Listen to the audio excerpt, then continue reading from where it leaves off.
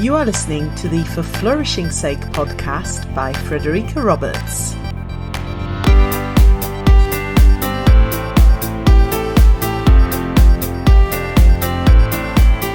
Welcome to episode 8. My experiences over the last week have caused me to reflect on human connection. Last Tuesday, I graduated from my MAPP, that's the MSc in Applied Positive Psychology. Of course, I was excited and proud to finally attend the ceremony and receive the bit of paper that confirms I've done it. But the most exhilarating part about the day and evening was connection.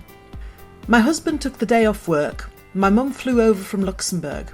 My eldest daughter came over for dinner the night before, and my youngest was gutted she couldn't take time out from uni, but sent me so much love via WhatsApp messages I could almost feel the squeezy hugs she was sending over.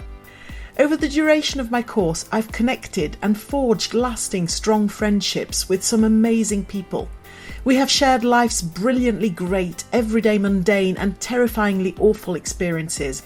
And last Tuesday we celebrated our achievements together. It was joyous. Then, on Thursday, I presented a positive education workshop at the IPEN, that's International Positive Education Network, Ultimate Wellbeing in Education Conference in London. During the workshop, I introduced an activity I'd previously done as part of the Positive and Character Education workshop my RWS colleague Elizabeth Wright and I ran with teachers from the Leo Academy Trust that we are supporting through their action research projects. It's a simple enough activity. I ask participants to walk around the room and talk to at least 2 people and find at least 3 things they have in common with each other. It was particularly moving for me to do this after hearing Kim Leadbeater, sister of murdered MP Jo Cox, poignantly remind us in her brilliant keynote of Jo Cox's maiden speech in Parliament, in which she said that we have far more in common with each other than the things that divide us. Teachers have told me that they hadn't realised they didn't know really basic things about people they work with every day, and this activity allowed them to connect on a personal level. You don't need to share intimate details about your life to connect with another human being, but just taking the time to talk to each other beyond hello, good morning, and work-related conversations is a worthwhile endeavour.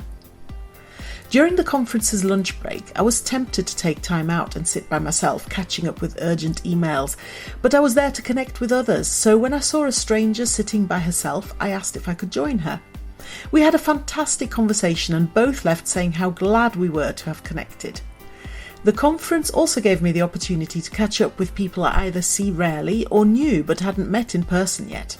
I left at the end of the day feeling tired but replenished.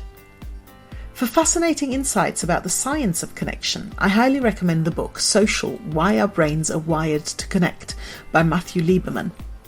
Lieberman states that what all mammalian infants really need from the moment of birth is a caregiver who is committed to making sure that the infant's biological needs are met.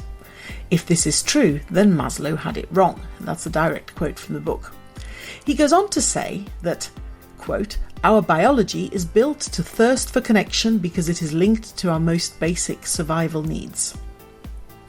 So this week, I invite you to look after your most basic survival need for human connection. Strike up a conversation with a stranger, have a more in-depth conversation with a colleague, smile at people, make eye contact and truly connect. Your week will be better for it. As always, I welcome your comments and would love to know how you've implemented this week's tip and what the results have been. Until we speak again, for flourishing's sake, have a great week.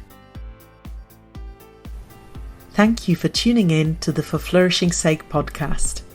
I hope you've enjoyed this episode, and I'd be really grateful if you'd spread the word. If you'd like to get in touch with questions or comments or to contribute to a future episode, please go to forflourishingsake.com where you'll find all my contact details, and there you'll also be able to leave individual comments on specific episodes. I look forward to hearing from you.